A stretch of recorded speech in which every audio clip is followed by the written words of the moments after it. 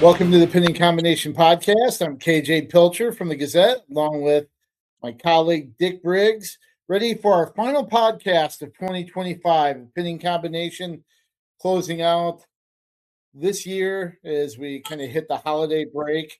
On the college level, Iowa State, you and I competed over the weekend.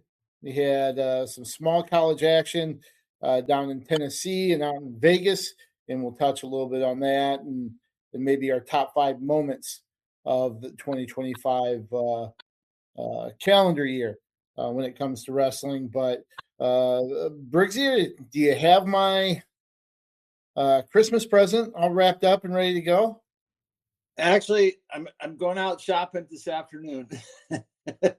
Okay. I work best under pressure. There you go. Same here. Same here. As much as we always try to say we get it done early, we never do. Well, hey, let's jump right into this weekend. I think the big event down in Nashville, Tennessee, not the Gator Boot duels specifically, but that was in Nashville as well. But the journeyman collegiate duels were Iowa State, Penn State, Ohio State were all in action down there, not necessarily against each other, except for Iowa State and Ohio State, kind of the marquee duel in Nashville with number 2 Ohio State and number 3 Iowa State. Ohio State came away with a 21-13 victory, but boy, I think if I'm Iowa State, I'm not walking away from that too terribly disappointed. Are you?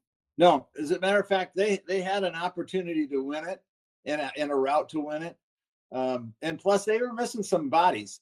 So right. They definitely showed very well. Ohio State's a great team, and I'm looking forward to that Penn State Ohio State meet. But Iowa State I thought wrestled pretty well. Yeah, you kind of mentioned that. 157, Vinny Zerban did not wrestle there. Of course, he's ranked as high as 3 in the some national polls. MJ Gatan did not wrestle. Not sure that really would have changed much at 74, but definitely could have been a 9-point swing there at 157, where Ohio State got a pin. And maybe Iowa State gets a decision there, and that's a big difference. That's the difference in the duel, really. Right. If you want to do woulda, coulda, shoulda. Right. If that happens, as you just stated, then it's a 1-point dual win for Iowa State. And Iowa State lost some of their higher ranked kids, got beat, and then they also pulled some upsets of their own. So as the meet was going on, a lot of ups and downs, emotionally, I suppose, in terms of the Iowa State side. So, yeah. Yeah, some really good matchups. 125, Nick Bazakis with a 9-2 decision over Steve O'Pollin of Iowa State. Ohio State, the two real standout bouts, 133 and 41, both went Ohio State's way. Ben Davino edged Evan Frost 4-2. That's a battle of number 2 versus number 3.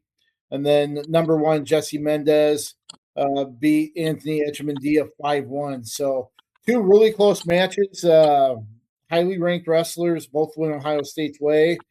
You flip one of those possibly. Right. But that was key for Ohio State to get both of those. Right, agreed. And I actually would include a third one in there that went Iowa State's way.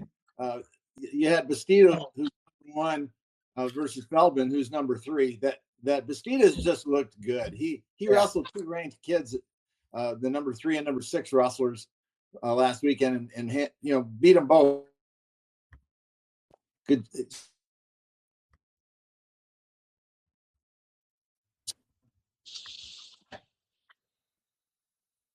Yeah, Bastida coming away with that win. I guess I just didn't think that high. I didn't realize Feldman was really ranked that high. I guess I wouldn't consider him a kind of a top 3 or 4 guy, but I guess I just assumed Bastida would come away with that win.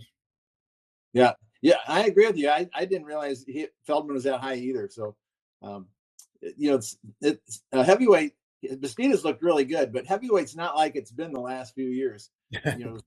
Incredibly well, probably about the last decade and a half. It seems like, but right. That could be anyone's ball game there, really. Yeah, and it's a good thing that you highlighted Bastida because his effort on Sunday earned him Big 12 Wrestler of the Week. You mentioned him beating Feldman 4-2. He also got a takedown with, I think, 50 seconds left to beat Lehigh's Nathan Taylor 4-2 as well. Taylor ranked 6th. So those 2 matches back to back, he won 4-2 against highly ranked guys. He is now 12-0 so far this season, and he has 7 wins over ranked opponents. Wow. 4 in the top 10. So it says, according to Iowa State, he owns a 43-1 takedown ratio this season. That's amazing considering he's given up a lot of weight to some of those guys. I think Taylor was considerably bigger than he was, and yet he's still effective on his feet and is able to get to his offense against those bigger opponents. Right. I mean, he's just, that has never been an issue since he's been up to heavyweight, in my opinion. I thought it was going to be like you're suggesting as well. And I also thought conditioning would be a factor with him. But that's never been both of those. He's proven my thoughts wrong. So good for him. One of the other performances I thought that really kind of caught my eye, Jacob Frost at 149. He had a big win against Ethan Stiles of Ohio State, getting a takedown and sudden victory for a 4-1 decision there. That was 10 versus 6. Is Panero Johnson's fate kind of sealed right now? Frost getting the nod since the Iowa duel. Now that Frost is healthy, they didn't even feel like moving him up to 157. Wrestled Kane Nockaborn instead to replace Vinny Zerban. Not sure if there's an injury or anything there, but I just wonder if Panero Johnson's just not a factor to be a starter right now, which seems weird. And you're right. Dresser came out this week and had a little clip and said that he's done for the season. Okay. He has neck injury. I don't know if it was. I think it required surgery.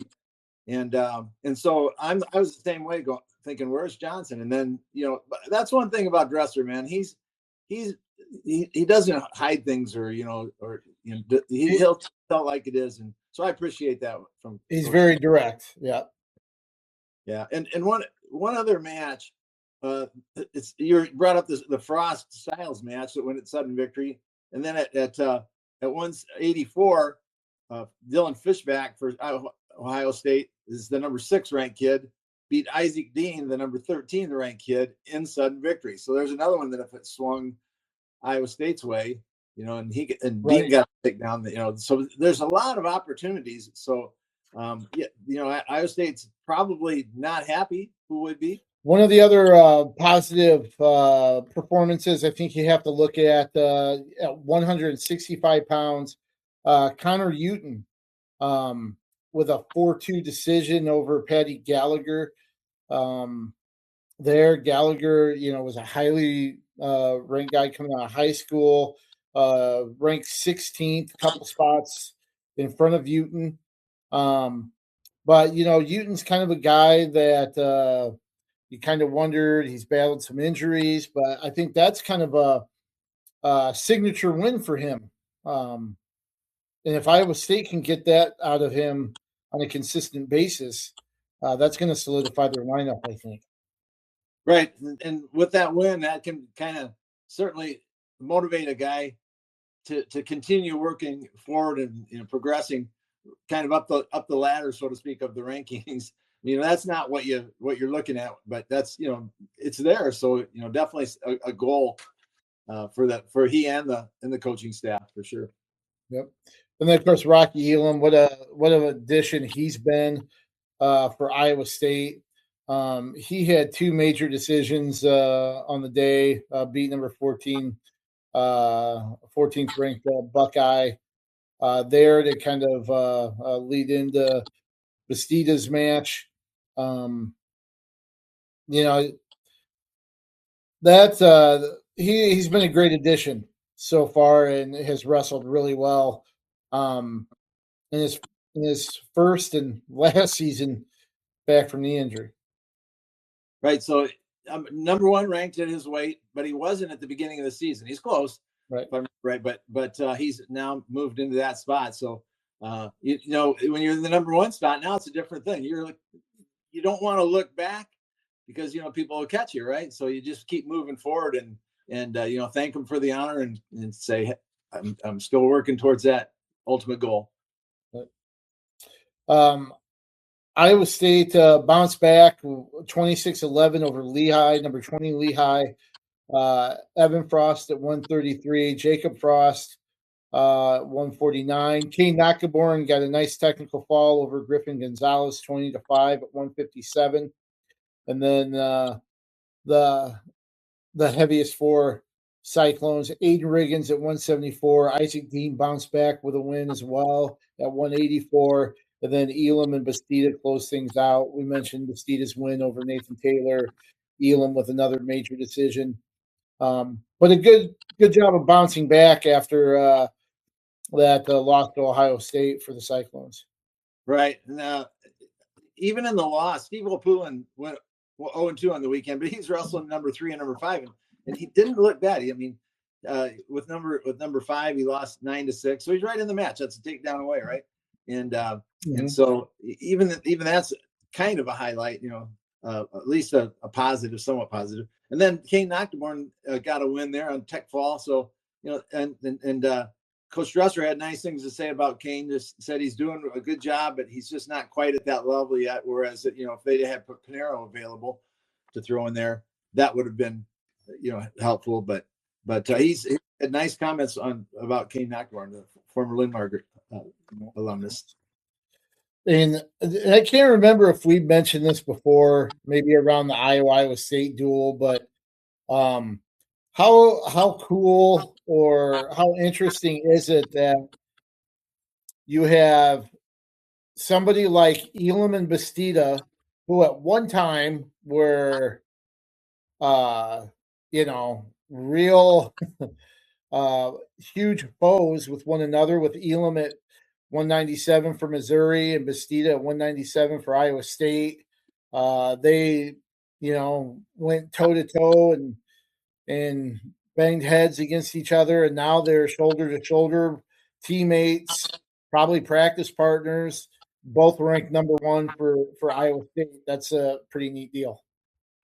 Yeah, I agree with that. That's and what a pickup, right, for Iowa State. Those guys both win nationals this year.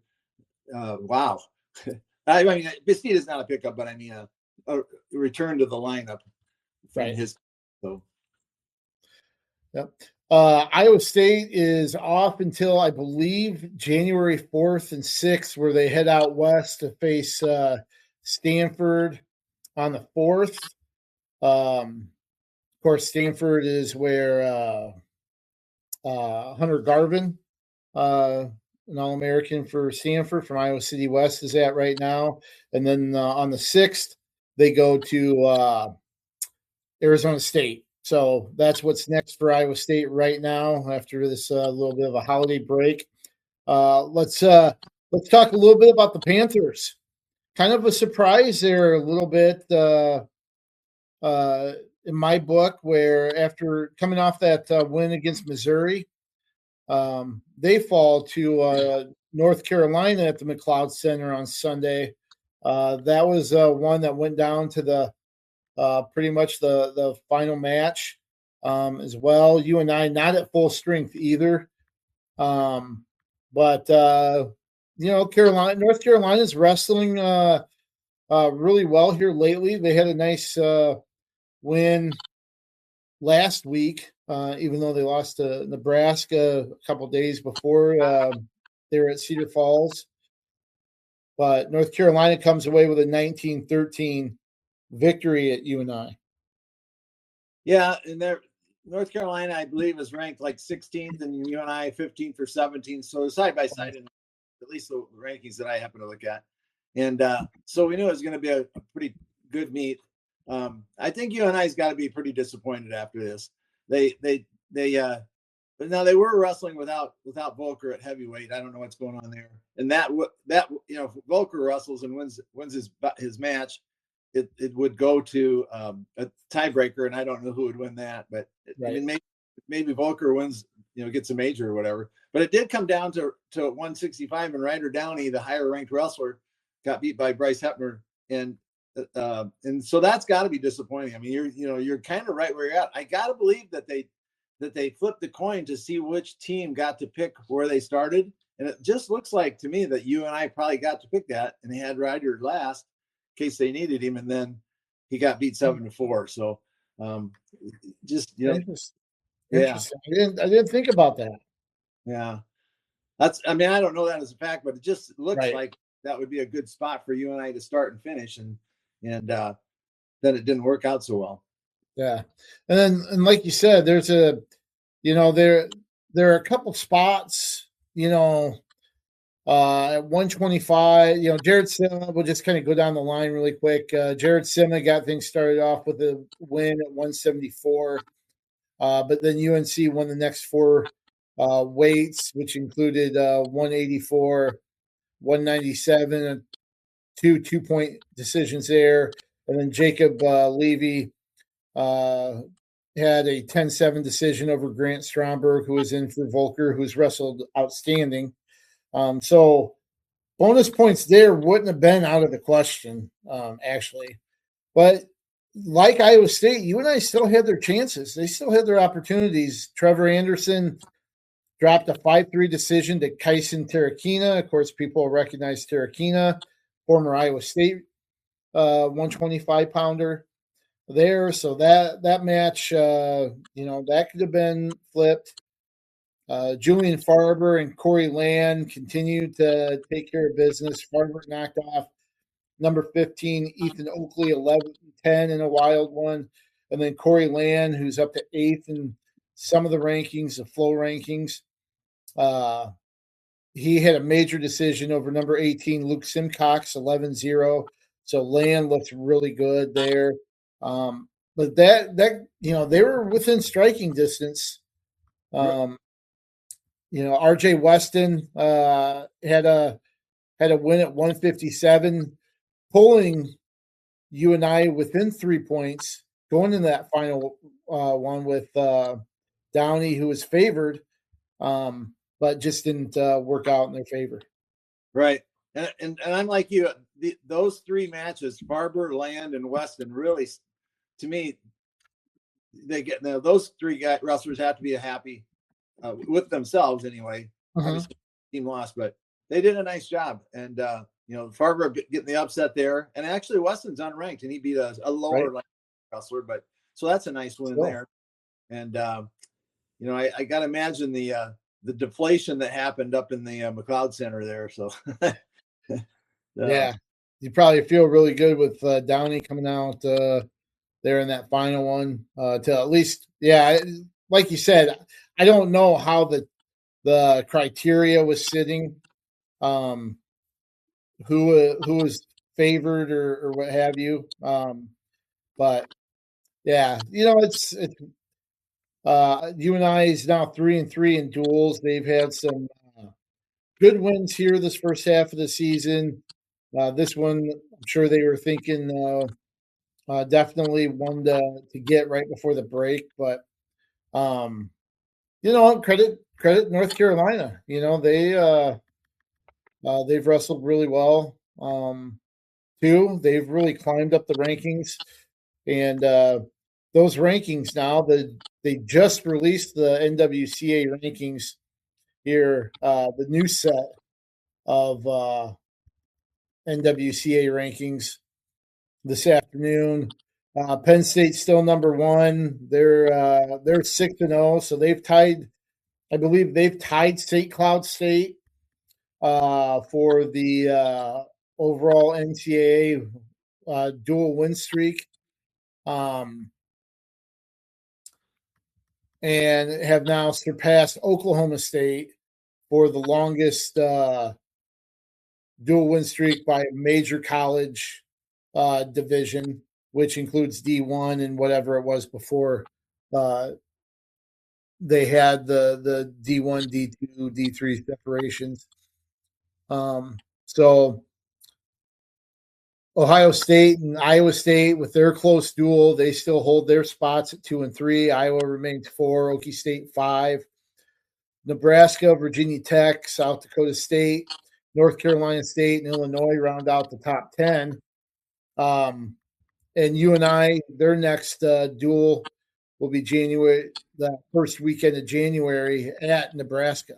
So January 3rd, that Saturday, they head to Nebraska next.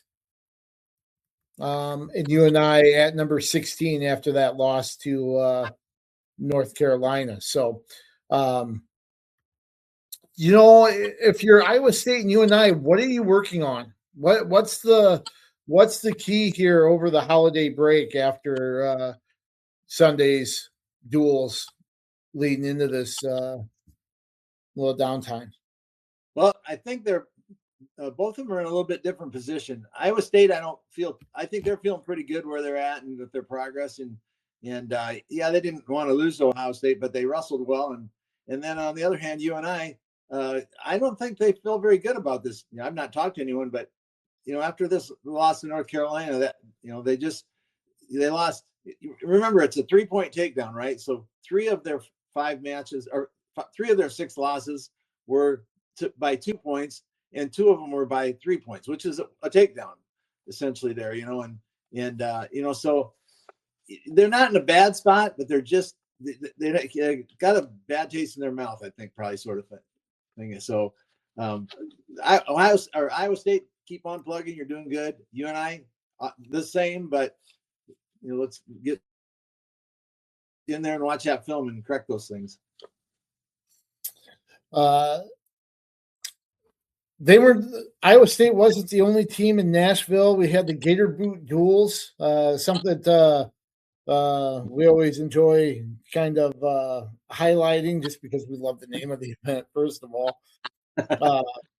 But Luther and Loras were among the teams down there. Unfortunately, Cornell did not make the trip. I think it's been confirmed that Cornell had a little bit of a loss. One of their wrestlers passed away here recently. So they did not, I think they might have even traveled down and found out news of the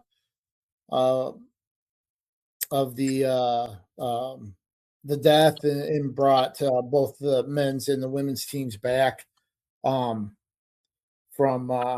Nashville and did not compete down there. So our condolences to the Cornell wrestling family there in Mount Vernon. That's a tough situation for them, but Luther and Loras both competed down there. Right. Loras is sitting 7-1 right now, and their one loss on the season is 26-11 loss to at the time number 1 Augsburg. So anyway, they handled Alvernia 45-0. That's the 25th ranked team, right? And then Everett, they beat 38-7, and Baldwin Wallace, always a good meet there. They beat 34-8, so they had a good weekend. That was the big eye popper for me because Baldwin Wallace has been pretty solid here, especially the last handful of years, and that was a pretty dominant performance there by the Dewhawks. Right. When I think of Baldwin Wallace, I think of a few years ago. This is a personal thing. When Kyle was on the Wartburg team, Wartburg wrestled Baldwin Wallace and ended up beating them. Kyle got a last second takedown to get literally the last second takedown to get the technical fall, and then that set up their heavyweight, who got a kind of a last period takedown and turn to get the major. And that gave them like a 19-18 win or something like that. And but Baldwin Wallace, they're always great competitors, and so that was that interesting. And in that meet, Wartburg only won 4 matches. Baldwin Wallace won 6, and still Wartburg was able to win it with those. Oh, wow. So, or not come from but last second heroics. Anyway, so I have great respect for the Baldwin Wallace program. Sure. And they have a Western Dubuque connection with Jamie Gibbs. Right. Yeah, the coach, right? Yep. Yeah, and was he also at Wartburg at one time? Gibbs? I'm not sure. I mean, he might have been as well. Might have been. Yeah. The University of Dubuque 6-0 on the season. They beat Shriner U 45-11, and they beat St. John's 33-16. That was not at the Gator Boots duel, but so they're 6-0. Luther's 5-3, and is it Luther that hosts the Gator Boots duels? That's a good question. I can't remember. They might be involved in some fashion. Okay. They might be involved in some fashion there. Right. So they wrestled 4 meets, and they lost to Yersinia College 27-24. So a tight one there. Then they beat Mount St. Joseph U 59-0. And then they Alvernia 36-15. They won there, and then Everett they beat 38-11. So 3 good wins and a real close loss there with Luther. By the way, all the Cornell, Loras, UD, and Luther, their next competition is the 9th and 10th of January at the NWCA duels up in Cedar Falls. So they're I'm sure they're on break now, and then also the Division II Upper Iowa, they were off this week, and their next competition is the 3rd of January, where they'll wrestle the 13th ranked Minnesota State, and then they'll also compete at the NWCA duels. I just want to mention too, the Gator Boots duels. This was their second year with women's competition. They don't have quite the dual setup there, but they do have women's matches. Luther took 4 wrestlers down. I believe Loras had 4 wrestlers down there as well. Lucy Miller for Luther went 2-0, had a pin and a decision in her 2 victories. Grace Reinhardt was 2-1 with a pin and a decision. And then Nina Yankee and Lexi Timmerman also went down for the Norse there on the women's side. So good to see that. Hopefully that keeps growing as well. I'll mention that Wartburg hosted the Desert Duels in Las Vegas. Their number 1 team went 3-0, outscored opponents 110-23, went 24-6 in individual matches. There, they beat Manchester out of Indiana 41-10. They beat Vanguard 37-4, Menlo 32-9. Both the Wartburg 2 and 3 teams also went 3-0 there. And then the Wartburg women, they were really impressive. I thought they went 2-1 overall, but they had wins over number 8 Simon Fraser. I believe that's the They won that one 24-22. And then they beat number 5 Colorado Mesa 26-17. You know, that's a team that's ranked 5th. Just got done wrestling Iowa and Oklahoma State. So Wartburg, 2 big wins there. They did lose to Grand Valley State, which is number 3. 30. As we mentioned, the Wartburg women went 2-1 there. Big wins over Simon Fraser, 24-22. Number 5, Simon Fraser ranked 8th. Number 5, Colorado Mesa, 26-17, who had just wrestled the University of Iowa and Oklahoma State's club team. Lost to number 3, Grand Valley State, 38-7. But three top 10 duels, and they come away 2-1. Pretty good showing for the 16th ranked Knights. Afton Stussy at 110 had 2 wins, both by fall against Simon Fraser and Colorado Mesa. Gable Heeman at 117, the former Osage product. She had technical fall wins against Simon Fraser and Colorado Mesa as well. And former Prairie Prep Mackenzie Childers at 131 had a technical fall in that dual victory for Colorado Mesa. So good showing overall for the Wartburg women. Yeah, and it's nice to see the women's programs getting going there so that they can have some competition out there. And you know, we in this house, I'm going to be honest, in this house, we always kind of wondered about the Las Vegas trip, you know, taking 18 to 20-year-olds out to is that the best, is that the best mixture there? I don't know. Yeah, especially with gambling probes that people have experienced in the past and all the distractions that are out there. But seems to turn out have turned out well. Here's an interesting thing about the Wartburg women: 8-7 all time against ranked teams.